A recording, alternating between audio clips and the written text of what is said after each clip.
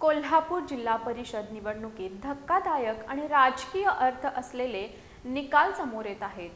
गोकुळचे माजी अध्यक्ष विश्वास आबाजी पाटील यांच्या मुलाला दारुण पराभवाचा सामना करावा लागलाय, तर दुसरीकडे गोकुळचे माजी अध्यक्ष अरुण डोंगळे यांच्या मुलीनं विजय खेचून आणलाय.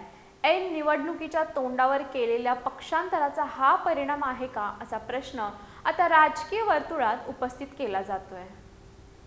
कोल्हापूर जिल्हा परिषद निवडणुकीत गोकुळचे माजी अध्यक्ष विश्वास आबाजी पाटील यांना मोठा राजकीय धक्का बसलाय. पाडळी खुर्द जिल्हा परिषद मतदारसंघातून त्यांचे चिरंजीव सचिन पाटील यांना राष्ट्रवादी काँग्रेसचे राजू सूर्यवंशी यांनी दारुण पराभव दिलाय. विशेष म्हणजे विश्वास आबाजी पाटील यांनी काही दिवसापूर्वीच काँग्रेसला रामराम ठोकत शिवसेना शिंदे गटात प्रवेश केला होता.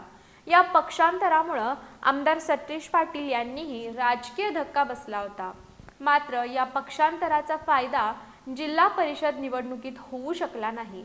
त्यामुळे ऐन वेळेच्या पक्षांतरामुळेच मतदारांचा विश्वास गमावला का, असा प्रश्न आता उपस्थित केला जातोय.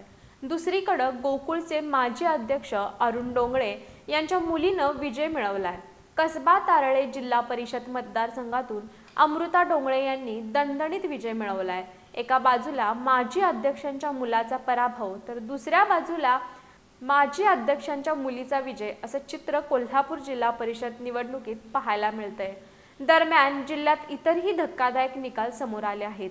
कागल तालुक्यात संजय मंडलिक गटाचं पानिपत झालं असून वैद्यकीय शिक्षण मंत्री हसन मुश्रीफ आणि शाहू ग्रुपचे समरजित सिंह घाटगे यांच्या आघाडीनं सर्वच्या सर्व जागा जिंकल्या आहेत. करवीर तालुक्यातील पाचगाव जिल्हा परिषद मतदारसंघातून काँग्रेसचे संग्राम पाटील विजयी झाले आहेत, तर उचगाव मतदारसंघातून भाजपचे नामदेव वाईंगडे यांनी विजय मिळवलाय. गोकुळ शिरगावमधून काँग्रेसचे सुदर्शन खोत विजयी झाले आहेत. दरम्यान भर निवडणुकीत शिंदे गटात प्रवेश केलेल्या राष्ट्रवादीच्या जिल्हाध्यक्ष शीतल फराकटे यांनाही पराभवाचा सामना करावा लागलाय. त्यांचा पराभव राष्ट्रवादीच्याच शोभाताई फराकटे यांनी केलाय. कोल्हापूर जिल्हा परिषद निवडणुकीत पक्षांतर, गटबाजी आणि मतदारांचा कौल यामुळे अनेक राजकीय समीकरणं बदलत असल्याचं स्पष्ट झालंय.